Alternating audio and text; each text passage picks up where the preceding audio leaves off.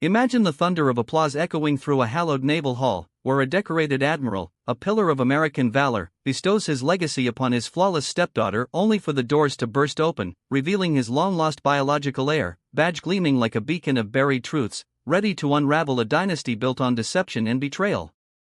Hey, if you love your mom and dad, hit that subscribe button and show some love to her. Let's keep those family bonds strong and unbreakable.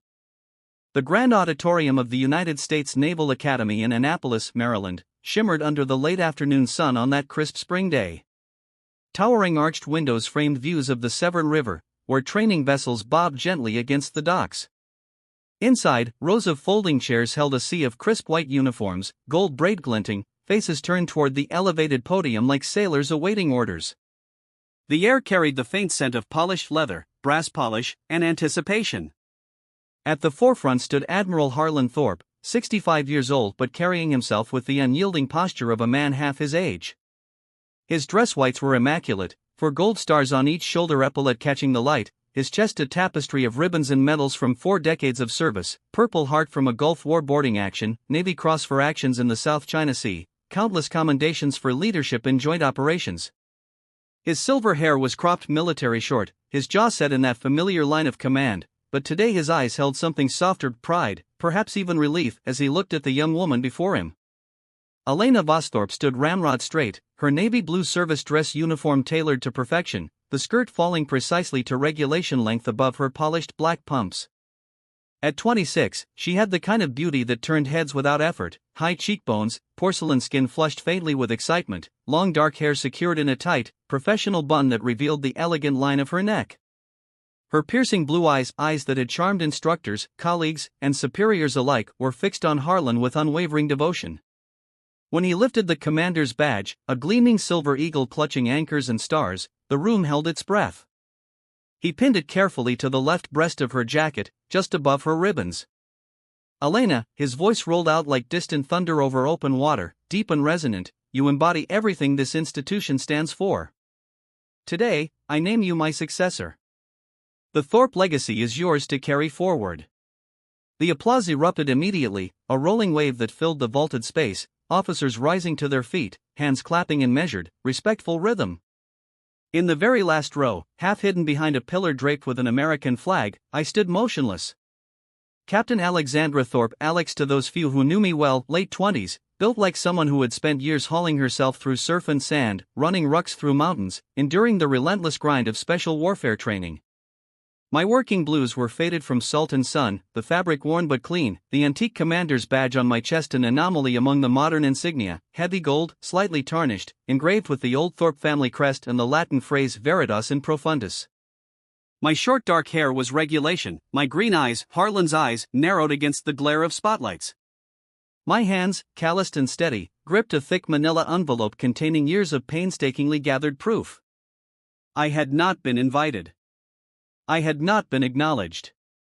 Yet here I was, heart hammering against my ribs, waiting for the precise moment when the ovation reached its crescendo. When it did, I moved. Boots striking the marble floor with deliberate cadence, I walked down the center aisle. Heads turned slowly at first, then faster. Whispers spread like ripples across still water. Harlan's gaze flicked toward the disturbance, his smile freezing. Elena's triumphant expression faltered, blue eyes widening in confusion as she registered the stranger approaching the stage. I stopped 5 feet from the podium, squared my shoulders, and spoke. "Father." The single word sliced through the dying applause like a knife through canvas. Silence fell, absolute and heavy. Harlan's face went from ruddy to ashen in seconds. His mouth opened, closed, opened again. He began, but the question died as his eyes locked on the badge. Recognition hit him like a rogue wave. Elena stepped half a pace forward, protective instinct kicking in. "This is a private ceremony. Security." I cut her off, voice calm but carrying to every corner. "The badge you're wearing is a forgery, Elena." "A very good one, but a forgery nonetheless. This," I tapped the heirloom on my chest, "is the original. Passed from my great-grandfather, who commanded a destroyer in the Atlantic during World War II, to my grandfather, to my mother, and now to me. By blood. By right. Gasps rippled outward. Phones appeared in hands, recording discreetly. Harlan's hand, still hovering near Elena's shoulder from the pinning, trembled. Alexandra, he whispered, the name sounding foreign on his tongue after so many years of deliberate silence. How am I alive? I finished for him. Because you failed to erase me completely. You faked a death certificate in 1995. You buried the records. But my mother, Sophia Kane, left evidence. Letters. Photos. This badge. And a will that names me heir to everything you tried to claim for yourself and your chosen daughter. The room erupted in murmurs. Elena's face drained of color. She looked from me to Harlan, searching for denial, for reassurance. He gave her none. His eyes never left mine. To understand how we reached this moment, you have to go back decades. Harlan Thorpe was born in 1960 in Newport, Rhode Island, son of a rear admiral who expected greatness. He graduated Annapolis in 1982, top 10%, commissioned ensign. By 1988 he was a lieutenant commander, serving aboard the USS Enterprise during tense Cold War patrols. That was where he met Lieutenant Sophia Kane, an intelligence specialist attached to Carrier Air Wing 7. Sophia was brilliant, fluent in Russian, Mandarin, Arabic, green-eyed, dark-haired, with a laugh that could cut through engine noise. They met during a port call in Naples, shared late-night briefings over coffee, then dinners ashore. The affair was passionate, reckless, forbidden by rank and circumstance. Harlan was married to his college sweetheart, Margaret, who waited back in Virginia with their toddler daughter from an earlier pregnancy that had ended tragically. When Sophia discovered she was pregnant in early 1994, panic set in. Harlan's career was ascending rapidly, exposure would end it. He promised solutions. Sophia gave birth to me in a private clinic outside Norfolk in late 1995. Harlan arranged for the official record to show stillbirth. Sophia, devastated, took me to a small house in rural Virginia, supported by savings and occasional clandestine visits from Harlan. She raised me quietly, teaching me navigation by stars, Morse code, naval history. She told me my father was lost at sea, a hero's death. Then, in 2000, when I was 5, she died in a single-car crash on a rainy highway. Brakes failed. Official cause, driver error. But the autopsy, which I obtained years later, showed sedatives in her system, sedatives not prescribed to her. I was placed with Aunt Clara, Sophia's older sister, who never spoke of Harlan. I grew up believing I was an orphan in every sense. School was hard, bullied for having no parents, no money, no status. I channeled the anger into sports, then into the desire to serve. At 18 I enlisted, went through boot camp at Great Lakes, then requested a shot at BUD/S. The training nearly broke me. Hell Week, drown-proofing, timed runs with logs, but I emerged SEAL qualified, then moved into intelligence and special operations. I kept my head down, avoided publicity, built a career on merit alone. The turning point came in 2022, during a deployment to the Indo-Pacific. While on a joint task force in Manila, I gained access to restricted archives for a mission brief. A routine name search pulled up my own birth certificate, marked deceased. The shock was physical, like a punch to the solar plexus. I dug deeper, found correspondence between Harlan and a Navy clerk from 1995 authorizing the falsification. Then the letters from Aunt Clara's attic, the box Sophia had left sealed, photos of Harlan holding infant me, love letters, a will dated 1999 naming me sole heir to intellectual property rights on sonar detection tech she had co-developed, rights Harlan later patented under his name. I spent the next 3 years gathering more, bank records showing transfers to offshore accounts, emails between Harlan and Elena's mother discussing the problem of the other daughter, toxicology reanalysis confirming foul play in Sophia's death. I learned Elena wasn't merely adopted. DNA from a discarded coffee cup I obtained during an op showed she was Harlan's biological child from a brief affair in 1998 with a congressional aide's daughter. The marriage to Elena's mother in 2005 was strategic. Her family owned major defense subcontractors. Elena had been groomed from childhood to inherit the public face of the Thorpe empire, while the private wealth was shielded. By 2025 I had enough to act. I requested temporary duty in D.C., positioned myself to attend the ceremony anonymously. The rest you know. Back in the auditorium, the confrontation unfolded in slow motion. Harlan tried to regain control. This is a misunderstanding. Security, escort this woman out. But the Marines hesitated.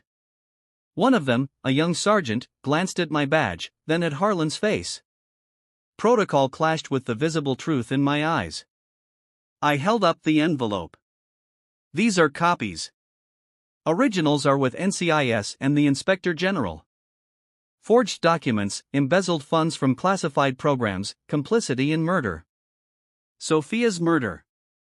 Elena shook her head violently. No. This is insane. Father. Harlan's voice cracked. Elena, stay silent. But she couldn't. The mask slipped. You told me she was dead. You said the legacy was mine because there was no one else. The admission hung in the air. I stepped closer. You knew, Elena. You helped cover it. The anonymous tips during my Afghanistan deployment, the ones that nearly got my team killed, those came from your office IP. You framed me for leaking classified intel to discredit any future claim I might make. Her blue eyes filled with tears, but they were tears of rage, not remorse. I earned this. I studied. I served. You were nothing, a ghost. I was your sister, I said quietly. And you tried to erase me like he did. Chaos followed. NIS agents, already positioned on my anonymous tip, moved in. Harlan was handcuffed, protesting chain of command violations. Elena was detained for questioning.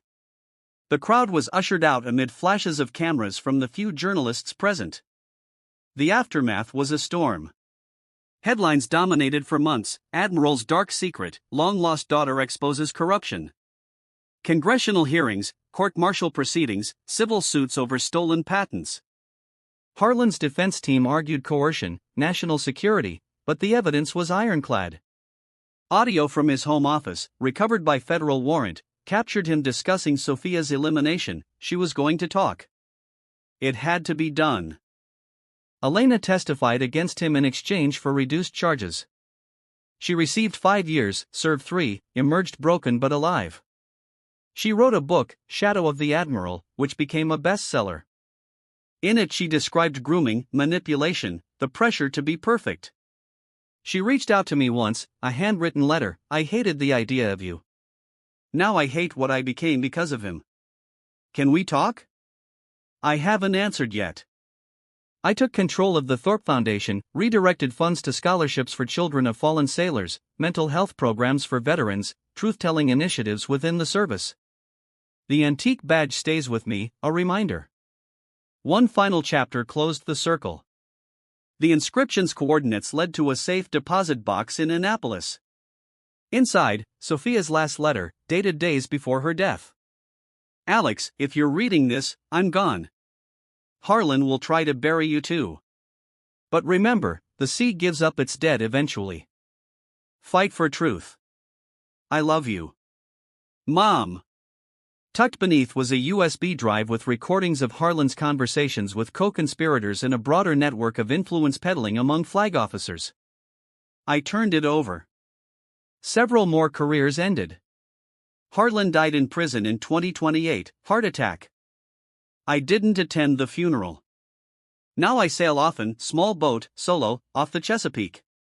The badge around my neck feels lighter each time. The legacy isn't rank or medals. It's truth. It's family, however fractured. And somewhere, perhaps, Sophia smiles. What part of the country are you watching from? Drop it in the comments.